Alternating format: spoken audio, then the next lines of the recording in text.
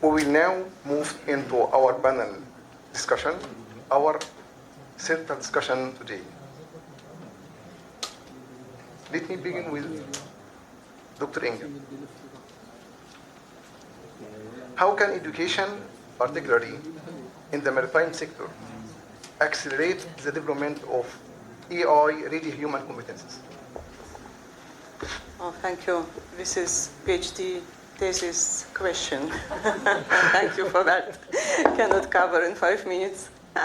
Firstly, I think a lot of research has to be done. How can we integrate AI? But definitely, there are already some solutions about personalized learning with AI, and Professor already Ola presented us personalized learning solutions. Also, a lot of AI feedback provided, and to make this continuous feedback for formative assessment. So if a student is learning something in personalized mode, continuous feedback can be provided about the mistakes and ways to improve something. In addition, it can reduce routine work of teachers as well, because teachers are usually overloaded with assessment tasks, about preparation, and we have seen a couple of examples. How can we make a little bit more attractive our presentations? I liked your presentations. I'm not so very well advanced in AI application for my PowerPoints. That's why you saw a lot of text in that. So lifelong learning for teachers. So we have to learn ourselves, and lifelong learning, as Dr. Dennis presented, is our key. So as I said in my presentation, technical skills plus human skills in AI environment. This is the issue we have to deal with nowadays, and there is no way back. It's unavoidable. Yeah, thank you. Thank you. Dr. Ola, let me ask you, how is AI transforming leadership behavior, coaching methods, and talent development? Huge. The AI is having a huge impact on leadership development. It has becoming very accessible to everyone at affordable prices and timely. You can do it at home, you can do it in the middle of the night. If something is bothering you, you need to think about something. A situation is happening at work with your team members, so you can always use AI in terms of questions and thoughtful, provoking questions that will help the leaders to enhance their leadership skills. Thank you. Thank you. Dr. Hill, how will Web3 and decentralized systems reshape HR architecture over the next decade? How will Web3? Web3? Web3. Web3. Oh, Web3. Yeah. Oh, okay. And how would we integrate with that? And decentralized, how will Web3 and decentralized systems reshape HR architecture over the next decade? Oh, well, first of all, you need to understand all those technologies, because that's Web3. It's not just AI. By the way, audience may not know about Web 1, Web 2, Web 3. Oh, okay. So Web 1 was a read-only web experience that we received back in the early days of the internet, and when the web really came on the scene in the 1990s, right? You would do inquiries, you would have search engines and directories, but it was a read-only. Web 2 became very interactive. We could read and write, and we saw the emergence of applications that were web-based and no longer based in just a window or a terminal screen or something like that. So that's read and write. Web 3 takes the read and write to a level of inclusion. So now we're not just reading and writing to data that's isolated within our organization or within my life experience, but now I have access to large language models that gather that experience from all over the world. And Web3 provides both access to that and internal growth. Yeah. Right? It develops itself. Okay. Thank you. Yeah. We will now take one question from audience. One. Only one. Why one? I know this question. Some people know this question. Why one? We have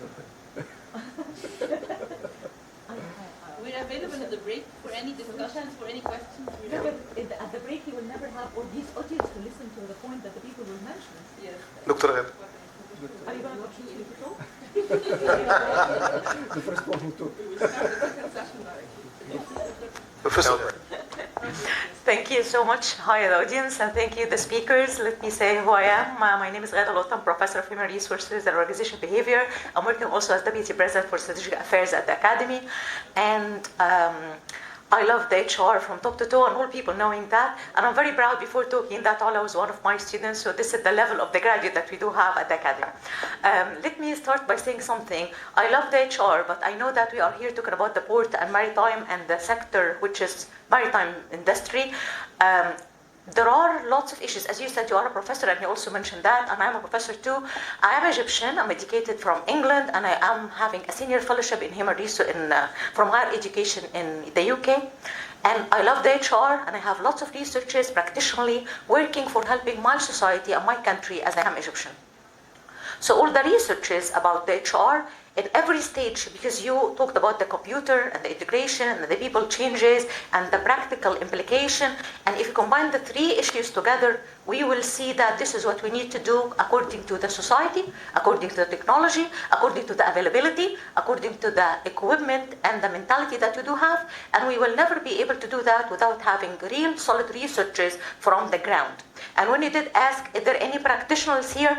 I am not a practitioner, but I'm visiting lots of companies. You can just say more than 1,000 all over my age as well, and I'm 58 as you as well. So I visited all these companies, implemented a real HR system to them. That's why I consider myself a practitioner as well. Let me quickly say that to help all the audience about that thing. Some of these researches done to see the HR impact on practical side for port industries, and I think I did that, lots of things with the maritime industry here. And from the Academy, because we are Arab League organization, we did that also in lots of other Arab organizations.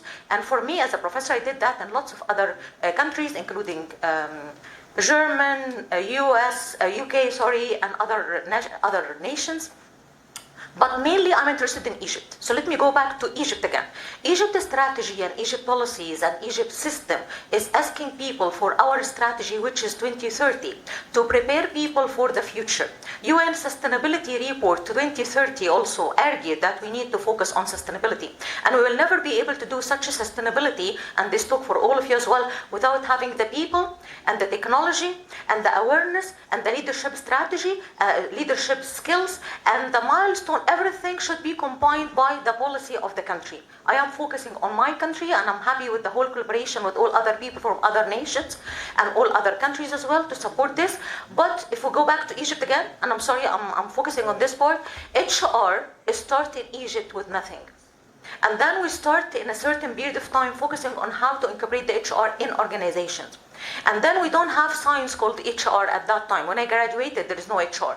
I traveled abroad to go for that HR and then we come back. Now, I'm proudly saying that the Academy since 2010, we have HR diploma, masters, PhDs, DBAs, and we did that. And I'm happy having to be part of the people who also initiated this one. Another thing, all the practitioners in HR start to realize the real need.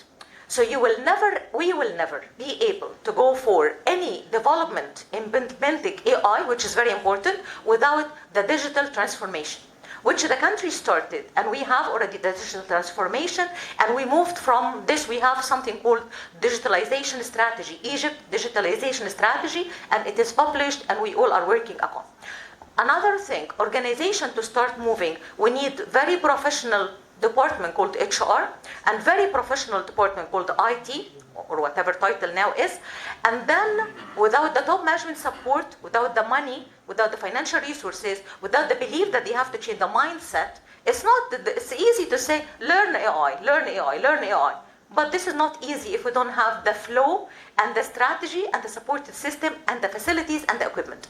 Corona time, when Corona appeared, Egypt moved hardly and strongly and we moved forward. And the academy again plays a very positive impact on that, because in one day, I do remember that, it was 14th of March, 15th of March, we all moved electronically and we were giving lectures to our students from home immediately. Why we are succeeding at the academy doing that? Because we have the infrastructure. So my point today, if we need to do that, yes, we need to go for the mindset. We need to follow our country strategy, because we already do this. And also we have to train the people. Gen Z, I like the word that you said here, Gen AI, which is, I think Ola said it, or I don't know, one of the speakers mentioned, Gen AI is a new thing, which is nice. We need to be ready for them. But we have to be careful, because these people, if not educated, they can write any prompt and they know anything and you'll never trust. At the academy, again, I'm very proud that we did attend a certain training for the staff, and I was attending this kind of thing, training for 8 days to learn about the AI and how can we use it in education, in research, in working conditions, and how to facilitate the practical work that we do have. And I think all of that will never be there without the leadership. So, because we do understand that Dr. Ismail is supporting this kind of movement to change our strategy and to go for the AI native academy. This is within the 5 years. إذا كنا عايشين ربنا يدينا الصحة جميعا. So I'm just saying, if we're still alive. So this would help to be there to be able to complete this process. Final thing. I'm sorry everybody for being late, for talking a lot, but this is a very important initiative thing. I'm urging that I help lots of companies in Egypt and other Arab countries to support, to design an HR system, because we don't have. We won't ever jump from here to go there and we don't have the bridge.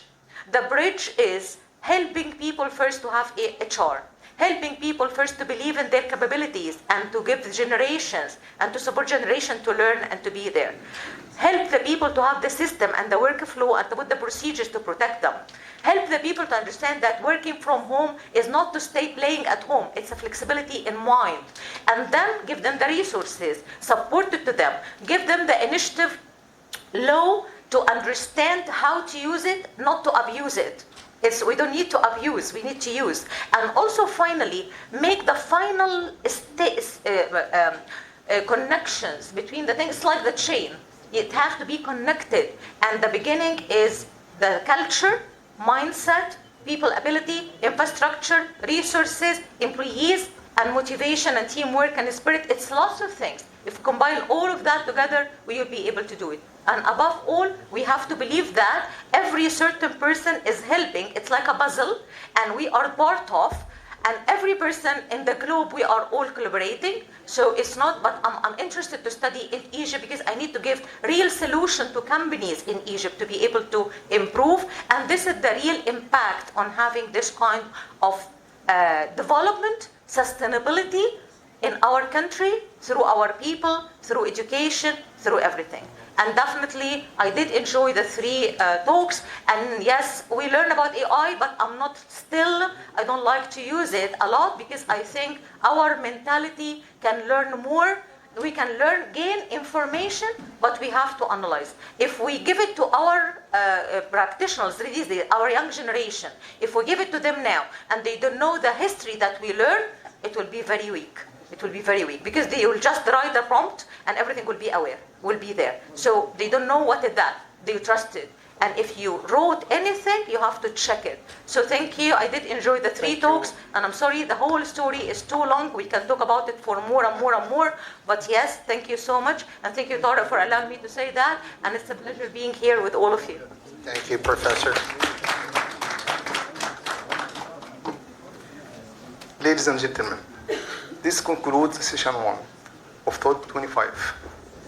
We heard powerful perspectives on how AI reshape human capability, organizational design, and the global workforce systems. I would like to thank you, our delegate speakers. Thank you very much.